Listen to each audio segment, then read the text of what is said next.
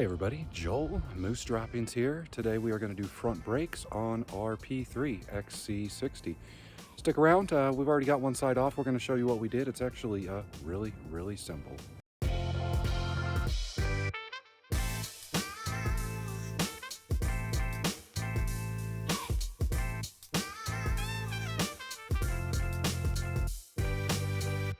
For this brake job, it's been about 8 months, but we live at 6,200 feet elevation and we go down to sea level twice a week. So these brake pads, we just put them on, I want to say about 8 months ago or so, but you can see there ain't much left, and that's what up and down a mountain will do.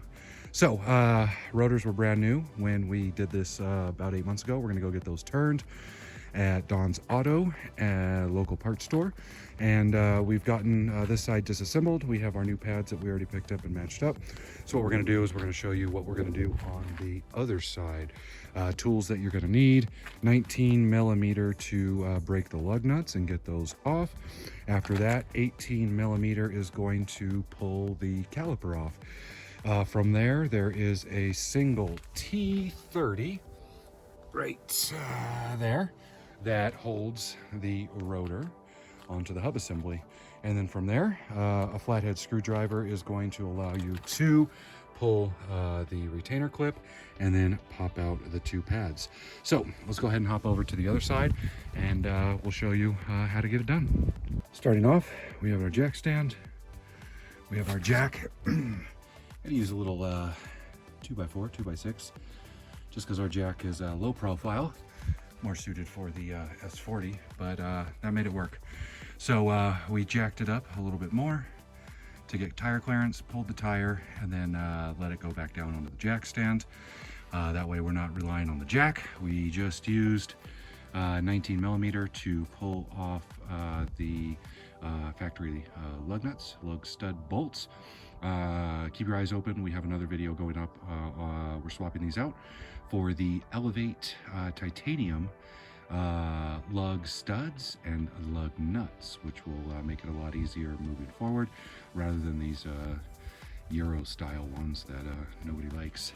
So those came off. The next thing we're going to do is we're going to get our 18 millimeter and we're going to remove the two bolts on the back of the caliper. There's one right here, ding ding ding ding, and then one from the bottom about 6 inches under that. So we're gonna go ahead and break those off, and then the caliper, we will be able to rest it right up there. Some people will use a separate bucket, but we found that it nestles and sits right in there without binding, pinching, or stressing the brake line. Two 18 millimeters are off, and we just set that right on top. Again, we can see there's no stress on the line. It's just kind of sitting there. Everything's nice and free. Next thing we want to do, we got to get this retainer clip off. And what I found is it kind of has a hook at the top. So if you go down through here, and then you get the bottom of the screwdriver against this, you can pry it. It is kind of springy, spring loaded, so it's going to pop off. Just watch your face. But essentially we'll get that off, and then the front pad will just pop out, and then the back pad, because it has the clamps, we just do kind of a baby little pry, beep beep beep, and then those come off. So let's go ahead and get that done. So here is the position of the screwdriver through there, and then we pry back, and we can see there we go. So here's the shape of it, and you can see right there, it kind of has that little hook that goes up and holds that there. So set that aside. The new brake kit actually came with that.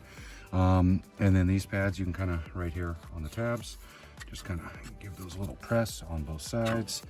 Remember that we want to save these, especially this one, because it's flat on the back, and we're going to be able to use this to do a compression on that. This pad's not that bad, so it looks like there was a lot of action going on the driver's side. But either way, you know, we're going to get these off, and they came with new ones, so we're going to put new ones on. Again, back here, we're going to take the flathead, and we're going to kind of just give it a little pry. There we go. and you can see the clips that go in and kind of lock it into the two pistons there. So once that's out, you got to kind of find the right angle. Oopsie. That's not what we wanted, but when you're not having to hold the camera, you guys should be all right. But again, Home Depot bucket, 5-gallon bucket, something like that, will keep those things nice and secure. So here's, again, those kind of retainer clips on there. No big deal. So what we're going to do is next get our T30. We're just going to pop this guy off like this. And not that tight. Really, that's just to kind of hold it in place while you are pulling the brakes apart. Like for Honda, same thing, they have these. It's not a part number through Honda that you can buy. They're just used for the assembly line so that the rotors don't fall off onto people's head. These are a little different because they have these style guys, so it's going to keep everything lined up when you are putting your bolts back in. But again, we're going to be swapping over to the Elevate lug studs and lug nuts, so that's going to be cool. Okay, so this guy comes off. Simply just pull it off. We're going to take these down to the machine shop, get these things turned up, and then we'll meet you back and we'll show you install on putting these back. Back from the parts store with our freshly turned rotors.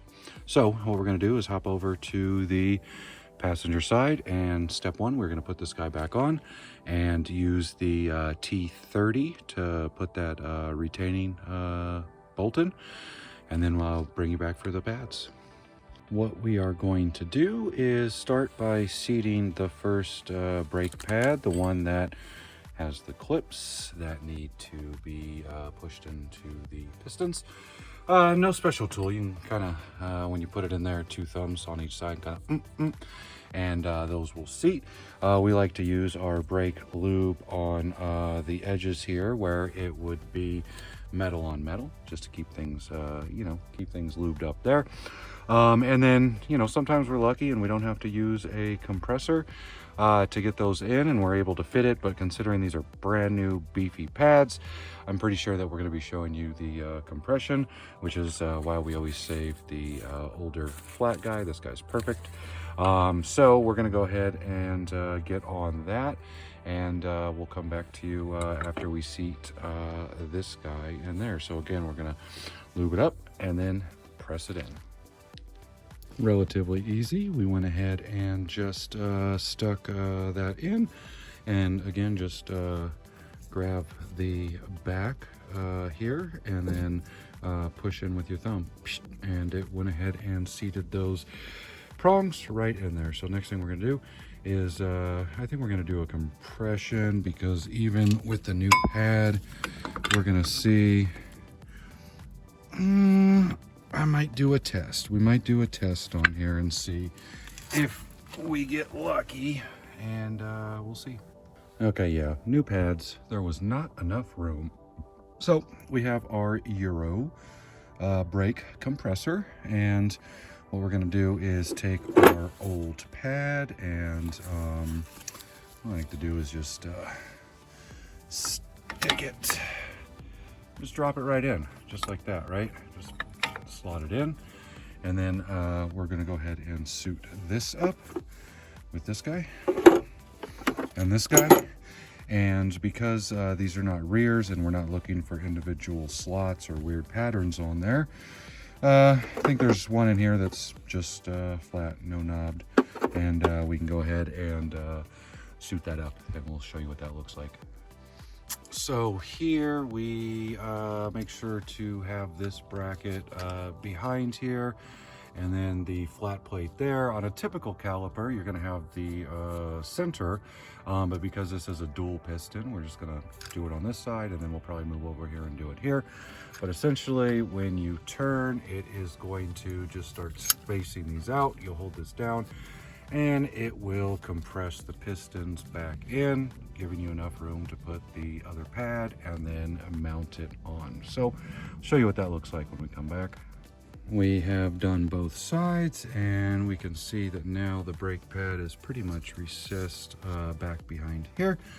And we pull this old one out, the other one should slip in here, and that should give us enough clearance here for the rotor. So let's go ahead and pull this tool off, pull the pad out, put the new one in, and see where we're at.